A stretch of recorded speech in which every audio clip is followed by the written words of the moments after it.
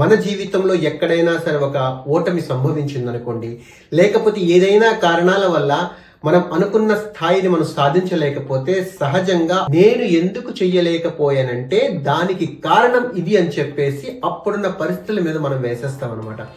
అలా కాకుండా జీవితంలో ఏ సిచ్యువేషన్ లో ఉన్నా సరే నువ్వు అనుకున్నది సాధించాలంటే నీకు ఎంత పటిష్టమైన మానసిక స్థైర్యం ఉండాలో ఒక రియల్ లైఫ్ స్టోరీ నుంచి ఈరోజు తెలుసుకోవడానికి ప్రయత్నిద్దాం మిత్రమా. Vande Mataram. Hello friends, welcome to your channel motivation journey, ఒక మహోన్నతమైన మార్పు కోసం.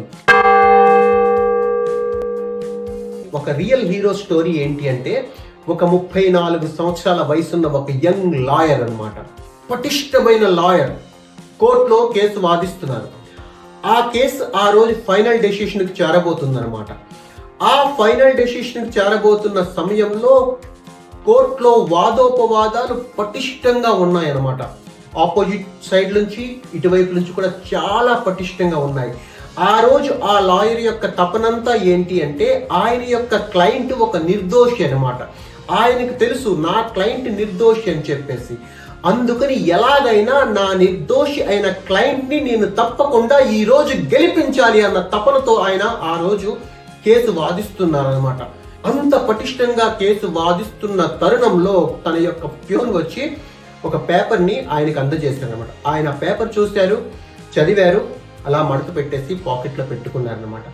తర్వాత మిత్రమా, ఆ కేసు ఎంత పటిష్టంగా వాదించారని అంటే, అతని యొక్క నిర్దోషి అయిన క్లయింట్ ని ఆ రోజు ఆయన గెలిపించుకోగలిగారు. కానీ ఎప్పుడైతే జడ్జి గారు yes you won the case, నువ్వు కేసు గెలిచావని చెప్పేసి అతని యొక్క క్లయింట్ ని నిర్దోషిగా ఎప్పుడైతే జడ్జి డిక్లేర్ చేశారో అక్కడే ఈ లాయర్ కుప్పకూలిపోయారనమాట.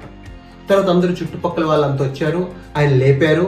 ఇందాక ఏదో పేపర్ వచ్చింది కదా, ఆ పేపర్ ఈయన పాకెట్ లో ఉందని చెప్పి పాకెట్ లో ఉన్న పేపర్ తీసి పక్కనున్న వ్యక్తి చదివితే, your wife has been passed away, please come అని చెప్పేసి దాంట్లో రాస్తుందన్నమాట. మిత్రమా, ఆ టైంలో ఆ లాయర్ పరిస్థితి ఎలా ఉందో తెలుసా?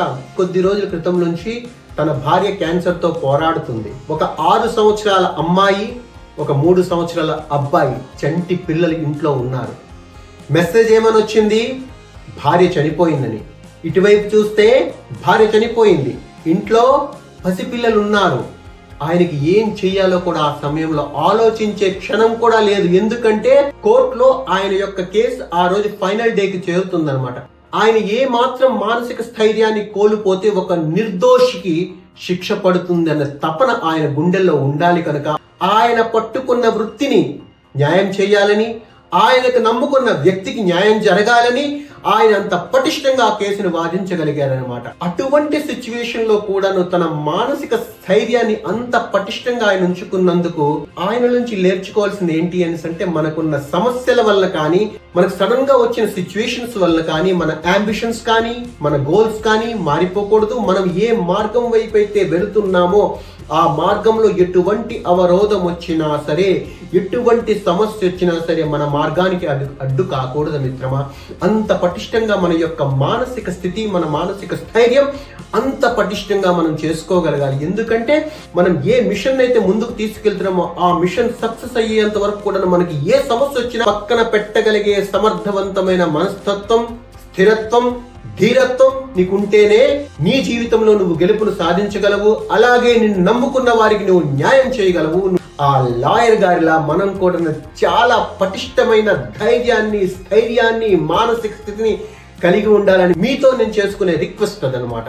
సో ఫ్రెండ్స్, ఫైనలీ ఇంతకీ ఆ పటిష్టమైన లాయర్ గారి కోసం చెప్తే మీరందరూ కూడా ఓ గుండెల్లో పులకింత వస్తుంది మిత్రమా. ఆ లాయర్ గారు ఎవరో కాదు, నా భరత మాత యొక్క ఉక్కు బిడ్డ, the great iron man of India, Sardar Vallabhbhai Patel. Bharat మాతా కీ జై.